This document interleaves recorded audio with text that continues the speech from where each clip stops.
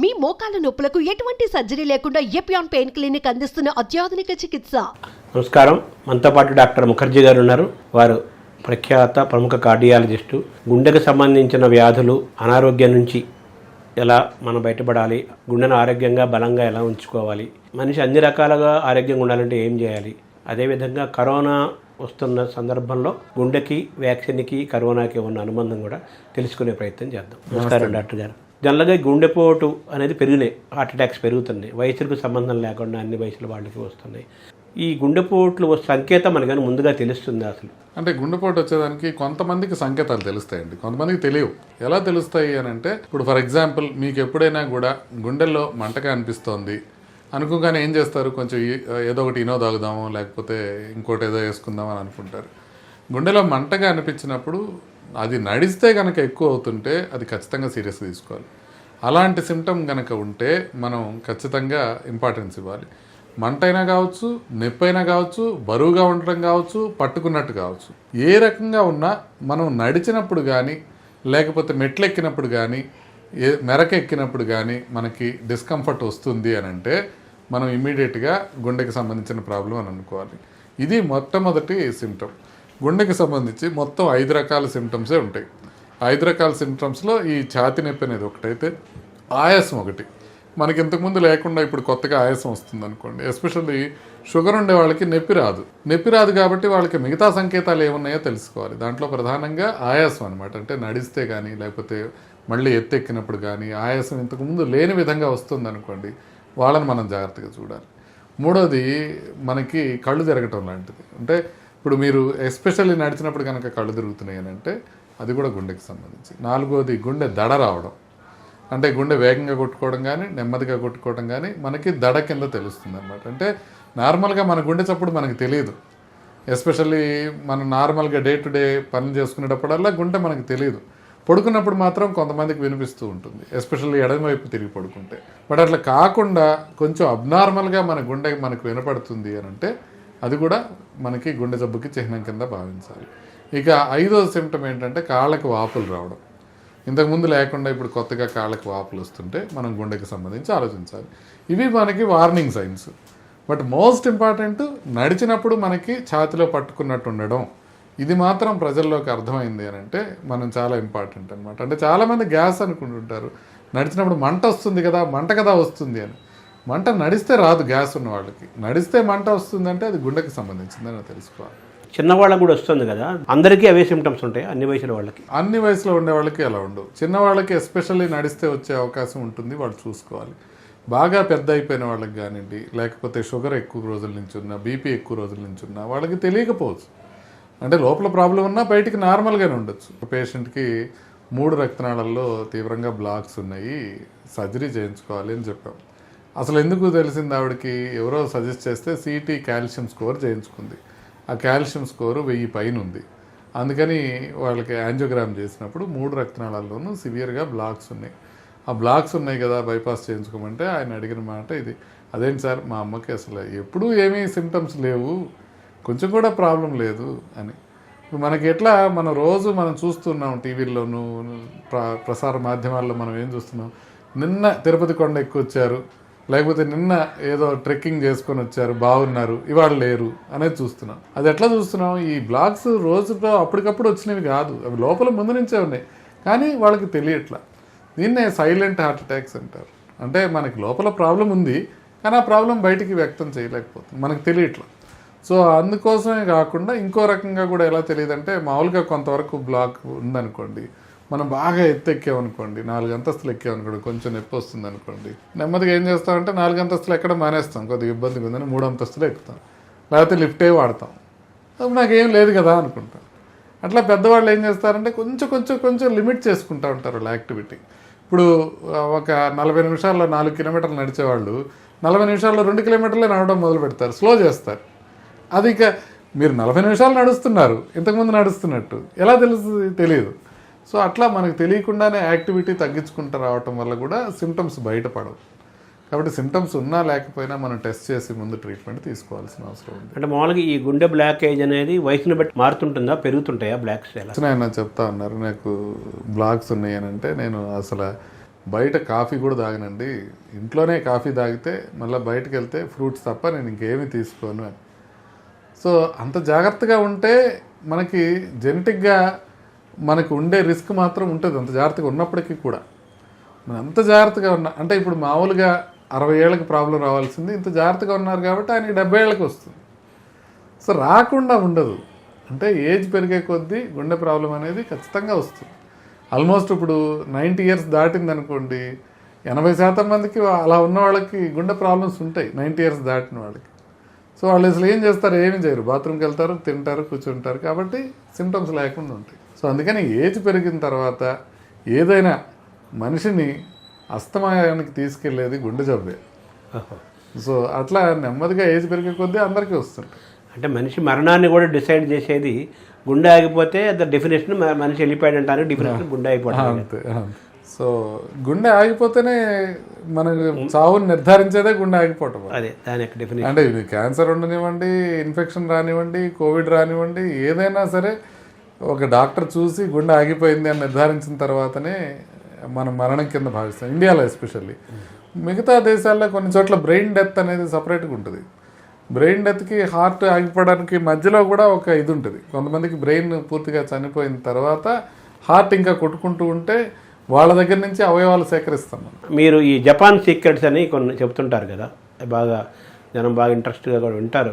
అవి పాటిస్తే మనకి గుండెపోట్లు రాకుండా ఉంటాయా? అంటే మీరు ఒక్క విషయం మనం గమనించాల్సింది ఏంటంటే, ఒక 10 రిస్క్ ఫ్యాక్టర్స్ ఉంటాయి గుండెపోటు రావడానికి. ఈ 10 రిస్క్ ఫ్యాక్టర్స్ని మనం గట్టిగా కనుక కంట్రోల్ పెట్టుకోగలిగితే మనం 90% గుండెపోటుని నివారించవచ్చు. ఎంత? 90%. ఫర్ ఎగ్జాంపుల్, మీరు రోజు ప్లాస్టిక్లో వాటర్ తాగకుండా కాపర్ వాటర్ తాగారనుకోండి, మీకు క్యాన్సర్ వచ్చే అవకాశం 1% తగ్గుతుంది. అంతే, అంతకన్నా తగ్గదు. బట్ గుండెకి సంబంధించిన జాగ్రత్తలు మీరు కంప్లీట్గా పాటిస్తే 90% గుండెపోటు రాకుండా చూసుకోవచ్చు. అబ్బో, ఏంటి ఆ 10 రిస్క్ ఫ్యాక్టర్స్? మనం బీపీ కంట్రోల్ చేసుకోవడం, షుగర్ కంట్రోల్ చేసుకోవడం, కొలెస్ట్రాల్ తగ్గించుకోవడం, ఊబకాయం తగ్గించుకోవడం, మానసిక ఒత్తిడి అది తగ్గించుకోవడం.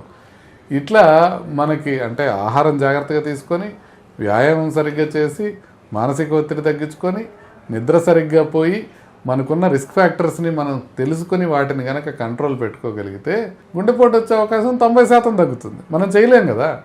ఇప్పుడు మీరు ఇంత బాగుంటుంది, అంతా అయిపోతుంది, తర్వాత టాక్ అయిపోయిన తర్వాత పక్కనే ఫ్రెండ్ బిర్యానీకి రమ్మంటే బిర్యానీ తీసుకుంటాం, దాంట్లో కూల్ డ్రింక్ ఇస్తే కూల్ డ్రింక్ తాగుతాం.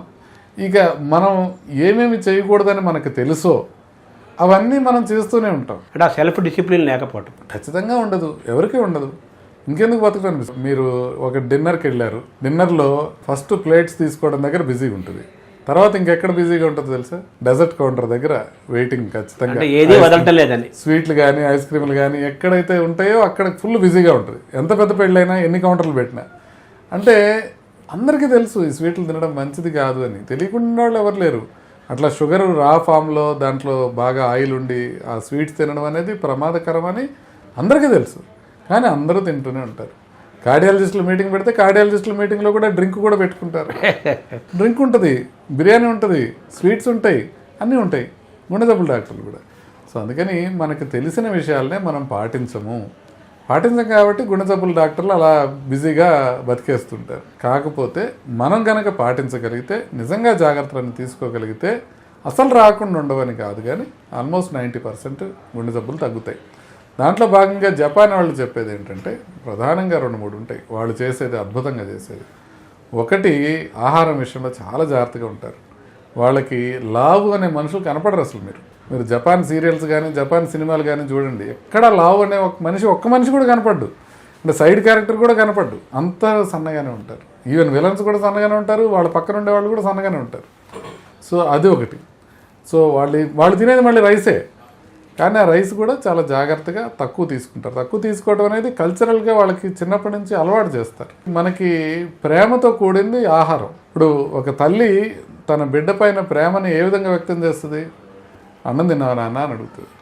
ఇప్పుడు మీరు వాడు అమెరికా వెళ్ళనివ్వండి, ఆస్ట్రేలియాలో ఉండనివ్వండి, ఫస్ట్ ప్రశ్న అడిగేది అదే, భోంచేసావా బాబు అని. సో అది మన ప్రేమను వ్యక్తం చేయడానికి మనం ఆహారాన్ని వాడుకుంటున్నాం. వాళ్ళ కల్చరల్గా వాళ్ళు ఏం వాడుకుంటారంటే తక్కువ తినటం అనేది వాళ్ళు ఒక ప్రైడ్ కింద భావిస్తారు. ఆహారం అలవాట్లలో ఆయిల్ తక్కువ ఉండటము, స్టీమ్డ్ ఫుడ్స్ తీసుకోవడము, ఇలాంటి వాటికి వాళ్ళు ప్రాధాన్యత ఇస్తారు. దాంతోపాటుగా ఇంకొకటి ఏంటంటే మనసుకి నచ్చిన పనే చేసుకోవటం అనే దానికి వాళ్ళు చాలా ప్రాధాన్యత ఇస్తారు. దాన్ని ఇకిగాయ్ అంటారు. ఇకిగాయ్ అనే పుస్తకం కూడా వచ్చింది. సో దాంట్లో ఇప్పుడు మా ఇక్కడ డాక్టర్ గారు ఒక ఆయన ఉంటారు. వాళ్ళ అబ్బాయి జపాన్లో వెళ్ళి పనిచేస్తుంటాడు. అబ్బాయి ఐఐటీలో సీట్ కొట్టాడు. ప్రపంచంలో ఎక్కడైనా ఎవరైనా గూగుల్ కానీ, మైక్రోసాఫ్ట్ కానీ, ఫేస్బుక్ కానీ ఎవరైనా కళ్ళకద్దుకొని తీసుకోగలిగిన వ్యక్తి అని. అయితే ఆ వ్యక్తి జపాన్ వెళ్ళి స్థిరపడ్డాడు. పెద్ద ఇల్లు కొనుక్కున్నాడు సార్ మావాడు అని చెప్పారు ఆయన. జపాన్లో టోక్యోలో ఉంటాడు. పెద్ద ఇల్లు కొనుక్కున్నాడు అంటే, సార్ మనం పెద్ద ఇల్లు అంటే మనం ఆలోచన ఎట్లుంటాయి, ఏంటి సార్ పెద్ద ఇల్లు అని అంటే, ఒక 1500 SFT అపార్ట్మెంట్ కొనుక్కున్నాడు. చాలా పెద్దది, పెద్దది అంటే టోక్యోలో స్థలం ఎక్కువ ఉండదు కాబట్టి 1500 SFT అంటే రిచ్ పీపులే కొనుక్కోగలుగుతారు. ఇంతకుముందు మేము వెళ్ళినప్పుడు ఇబ్బందిగా ఉండేది సార్, ఇప్పుడు మాకు ఒక గది సపరేట్గా ఉంది అక్కడ. ఏంటి సార్ మరి దాచేస్తున్నాడా కోట్లు ఏంటి మీ వాడు ఐఐటీ కదా బాగా సంపాదిస్తున్నారు కదా అంటే, లేదు సార్ అక్కడ ఖర్చులకు పెద్దగా మిగిలేదే ఉండదు. మన ఇండియన్ ఖర్చుల ప్రకారం చూసుకుంటే 3.5 లక్షలు అట్లా వస్తాయి నెలకి. దాంట్లో ఖర్చులు పోను ₹1,00,000 మిగిలితే ఎక్కువ. ఖర్చులు ఎక్కువ అంటారు అక్కడ. ఖర్చులు ఎక్కువ, స్టాండర్డ్ ఆఫ్ లివింగ్ ఎక్కువ ఉంటుంది. కానీ మరి ఎందుకు సార్ అక్కడ ఉంటున్నాడు? ఇప్పుడు మరి ఎందుకు ఉంటున్నట్టు? ఇప్పుడు నెలకి ₹1,00,000 దాచుకోవడానికి ఇక్కడ సాఫ్ట్వేర్ వాళ్ళు చాలామంది దాచుకుంటున్నారు కదా. అక్కడ జీవన విధానం నచ్చింది వాళ్ళకి. ఏంటంటే వాళ్ళు ప్రశాంతంగా ఉండటానికి కానీ దానికి ప్రాధాన్యత ఇస్తారు. పబ్లిక్ ట్రాన్స్పోర్ట్ ఎక్కువ ఉంటుంది కాబట్టి ప్రతి చోటకి ఇప్పుడు మెట్రో స్టేషన్కి నడిచి వెళ్ళి మెట్రోలో ఎక్కి ఎక్కడ కావాలో అక్కడ దిగి అక్కడి నుంచి నడిచి వెళ్ళటం అది కామన్గా చేస్తారు.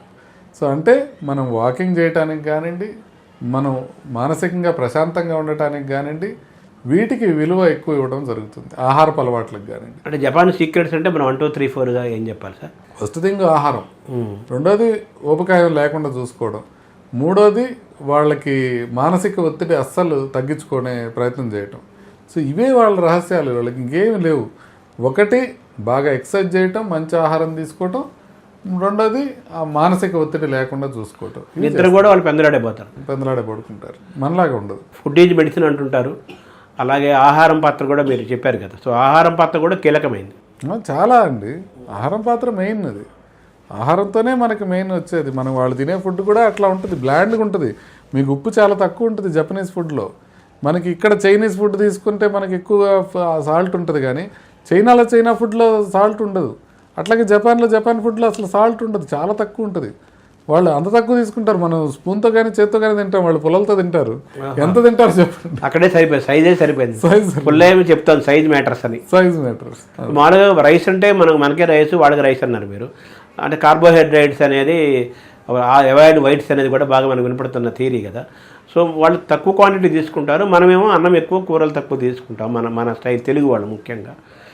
సో ఈ కార్బోహైడ్రేట్స్ అనేది ప్రమాదకరం కాదంటారా? ఖచ్చితంగా ప్రమాదకరం అండి. ఎక్సెస్ కార్బోహైడ్రేట్ తినడం అనేది ప్రాబ్లం అయిపోయింది. ఒకప్పుడు మనకి ఏంటంటే మనకి ఆహారం తక్కువగా లభించేది, పని ఎక్కువ ఉండేది.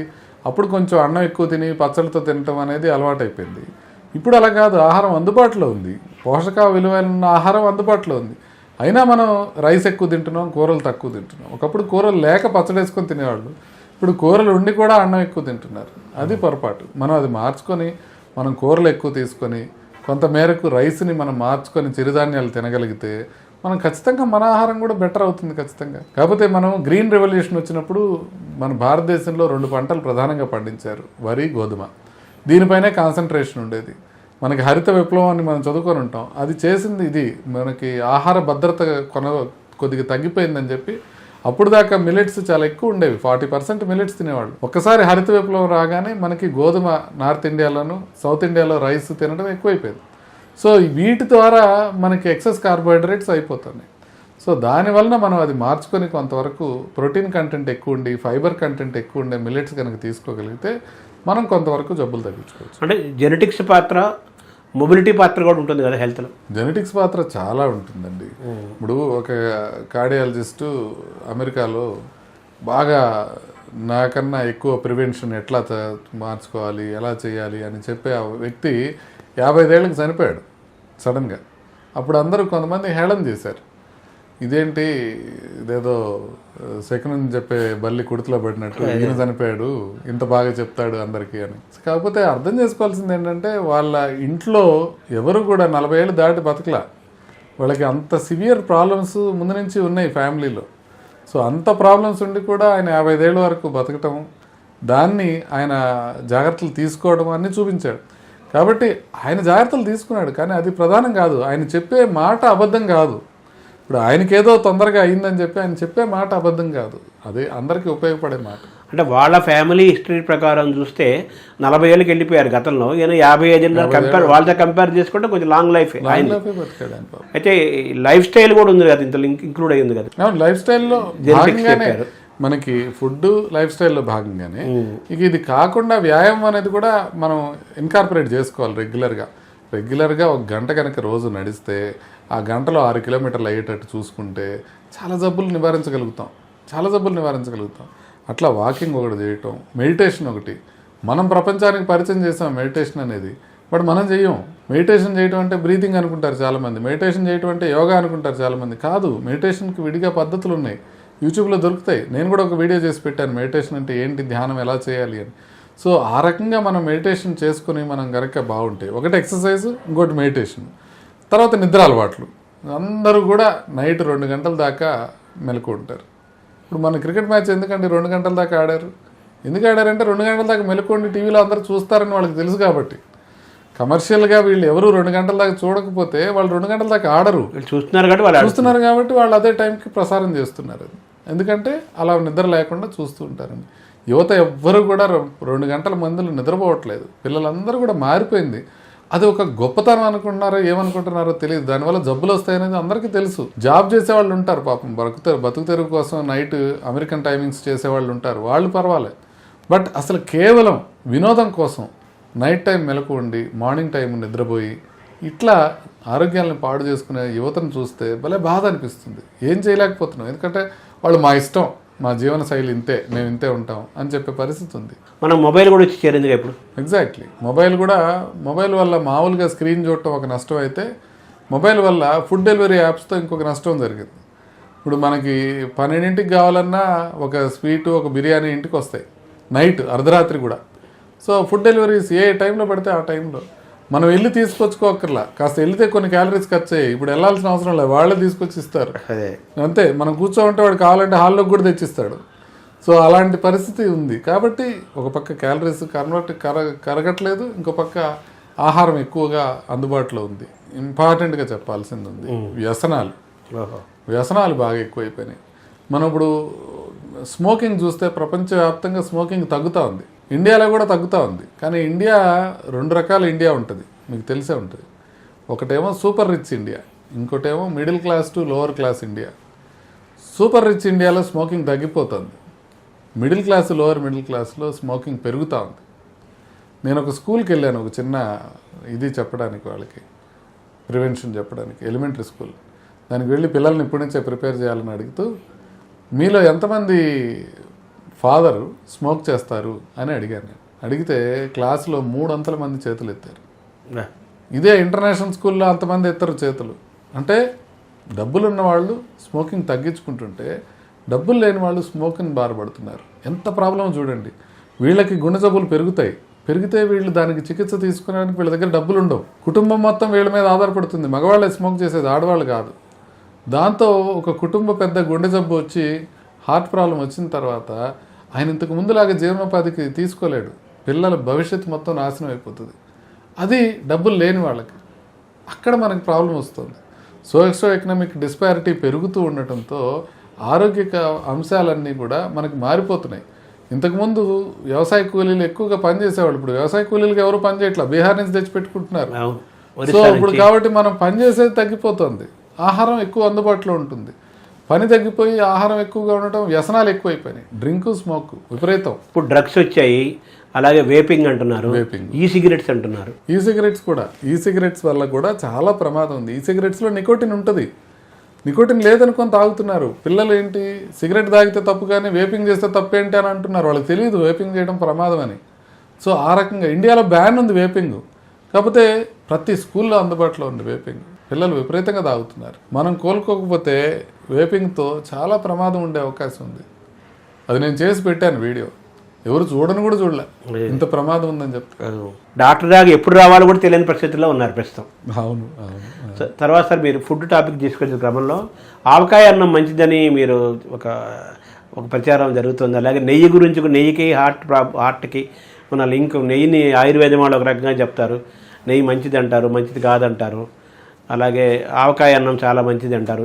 అలాగే నెయ్యి వర్సెస్ నూనె, వీటిని ఎలా చూడాలి సార్ ఫుడ్ కాన్సెప్ట్లో? అంటే ఇప్పుడు నెయ్యి విషయానికి వస్తే నెయ్యి అద్భుతమైనది అనేది కొంతమంది చెప్తున్నారు, కానీ నేను మొత్తం స్టడీస్ అన్నీ తీసి చూశాను. ఎక్కడా కూడా నెయ్యి వల్ల బెనిఫిట్ జరుగుతుంది అనేది క్లియర్గా సైంటిఫిక్గా ప్రూవ్ అని అవ్వాల. అదేవిధంగా నెయ్యి వల్ల నష్టం జరుగుతుంది అనేది కూడా సైంటిఫిక్గా ప్రూవ్ అవ్వాల. ఎక్కడ దాకా ప్రూవ్ అవుతుందంటే కొలెస్ట్రాల్ పెరగచ్చు, తగ్గచ్చు, ఇట్లా వరకు ప్రూవ్ అవుతుంది.